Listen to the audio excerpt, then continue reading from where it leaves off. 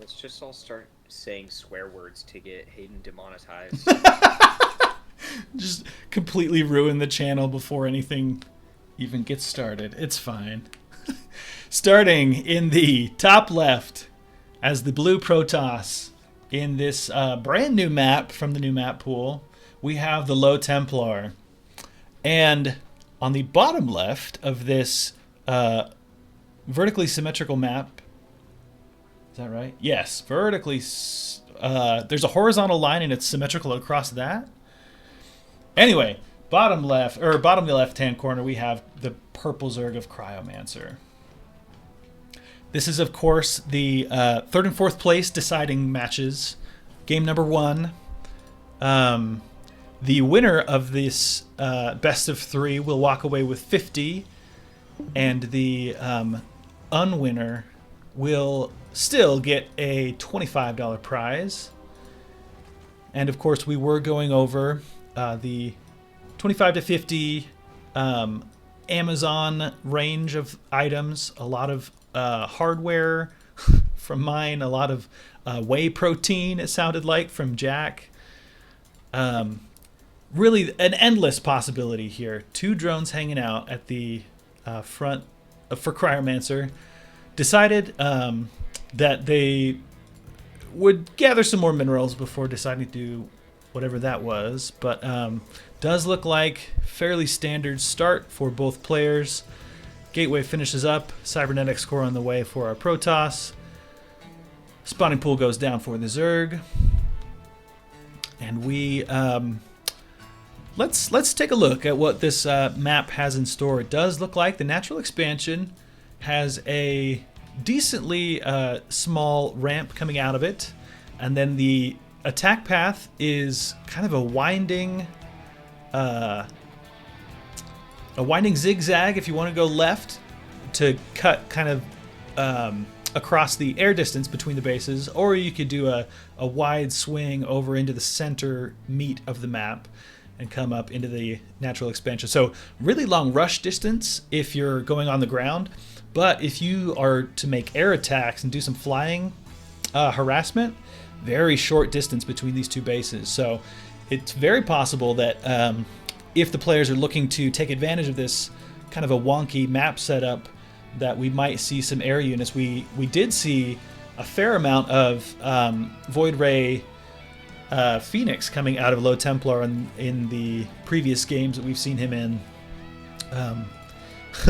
We had a brief discussion after those games about the Phoenix and how it's maybe not the ultimate anti-air unit that we might assume from a air-only unit for the Protoss. But Phoenix is, to be fair, very good against Zerg flyers.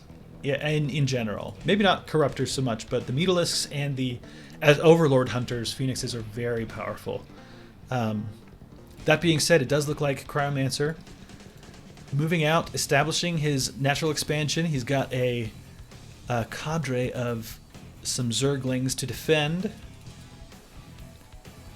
+1 weapons coming up for our Protoss player as 2 Stargates do go down, so it does look like LowTemplar looking to press that advantage about the short air distance.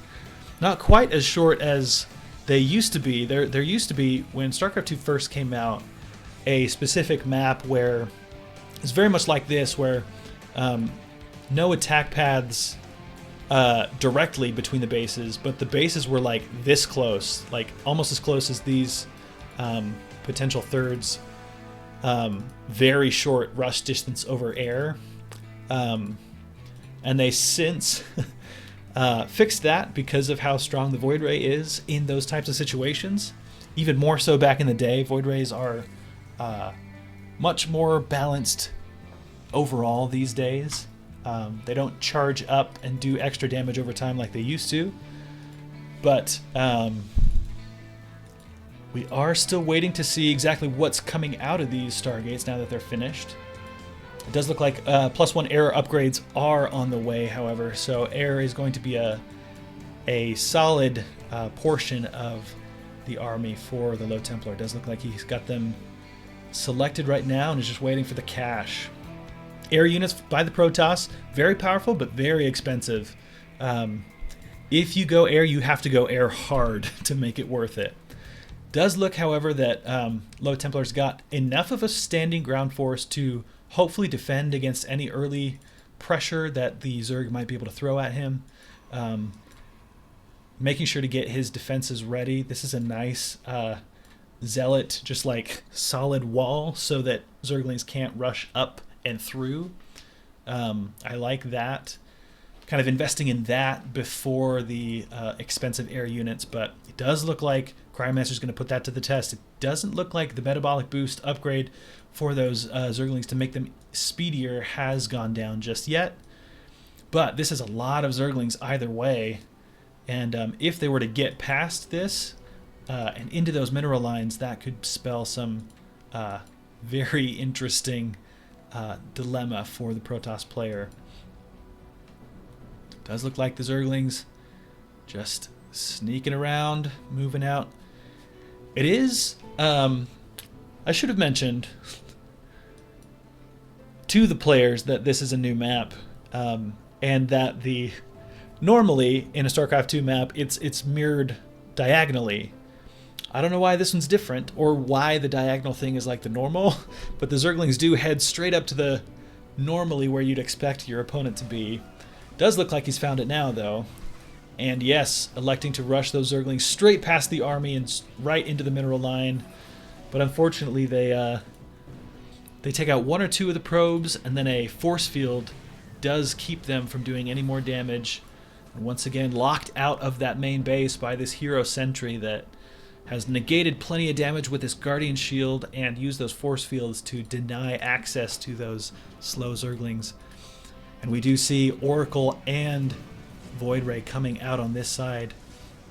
Just the 1-2 punch, the solid defense, and then this Oracle is out of shooty juice, but this Void Ray is not, and he will continue to be a menace while the Zerg builds up things that can shoot up. This Spore Crawler is here and can unburrow, but for now I do think that if properly microed, Spore Crawler getting some extra damage. This Queen can pull back to the safety of the Spore Crawler, but doesn't quite do it in time. Oracles, of course, very powerful beam, but they can only shoot it while they have energy. And so 2 of these Oracles are completely out, will not be contributing to any more of the fight. This guy, 8 kills on that, 8 drones going down, but very soon is going to run out of that energy, so it will still just be the Void Ray that is actually doing any of the damage, doing any of the shooting. 1 Queen on 14 health, but as long as it can stay away from... if it could stay away from that Void Ray, it could have continued to help ward off, but it does look like... Ooh, Infestor's coming out. Infestors no longer do have the infested marines that they used to be able to throw, but they do have the fungal growth that does target air units and does a slight amount of damage over time, but it does look like those infestors are just going to run as the Void Ray does take on this Queen, and the Void Ray does live to continue to do damage against this second base from the Zerg. Meanwhile, the ground units have finally swarmed their way over for the Protoss and is putting pressure on the Zerg secondary base. The third base for the Zerg is going down. That force field actually keeping the Zerg alive, buying him a little bit more time as the ground army for the Protoss is not able to push their advantage up the ramp just yet. But this is more than enough to mop up the 2 Zerglings and 2 Roaches. Meanwhile, the Oracles have had a little bit more time to charge and are able to attack buildings. I didn't realize this actually until just now. Oracles normally target the drones that might be in the mineral line, but barring that, if there's nothing else to shoot, it does look like they can attack buildings, unlike the Liberators that can only shoot like the Terran version of the Oracle, I guess. But yeah, it does look like the Protoss army is just solidly on top of the Zerg infrastructure. There's an Oracle sitting here menacingly over the third base of the Zerg as it tries to get up and running, but it does just look like it might have been too much, too fast. The Protoss was able to build up those expensive and powerful air units, and the Zerg just didn't quite have enough stuff that shoots up. And LowTemplar takes a quick game number 1. I actually don't know what the unit changes are, but we've been talking about the new maps that are some of them are super cool, some of them are really wonky. This one fields can now be destroyed by collapsible rock towers. Excuse me. is that on this map?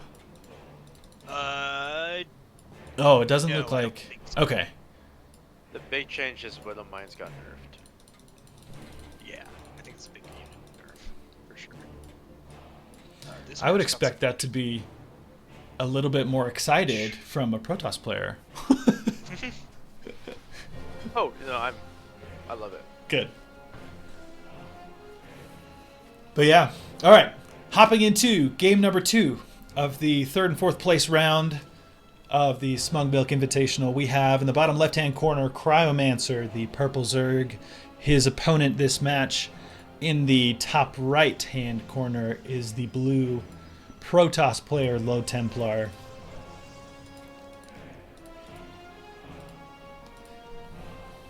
In the last game, of course, cryomancer sent out a good size force of Zerglings, but they didn't quite have the metabolic boost in time and did get caught out by some clutch force fields and the zealot defenders of the LowTemplar were able to mop those up, and the air-based Oracle and Void Ray harassment from there was less of a harassment and more just like a solid gut punch to the infrastructure of the Zerg, who didn't quite have enough time to react to the air tech switch. Didn't have quite enough queens and spore crawlers set up, and by the time that the ground army got there, it was all over. But this map, it does look like the Zerg is taking a much more aggressive natural expansion than last time. Does look like LowTemplar is setting up to do one of those as well himself, but has opted to be a little bit more cautious, getting the Forge and the Cybernetics Core down first to kind of get that army infrastructure up and running a little bit earlier. Now that the Cybernetics Core has gone down, that is, of course, the gateway to the higher technology buildings for the Protoss.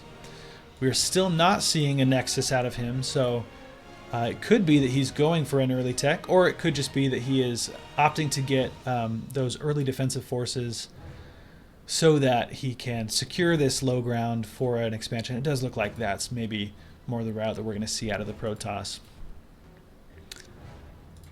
Metabolic boost is on the way this time for our Zerg player. He's going to make sure to get those speedy Zerglings to be able to engage more on his terms and not be shut down by that those clutch sentries from last game. But it does look like double Chrono Boost on the gateway. Wait.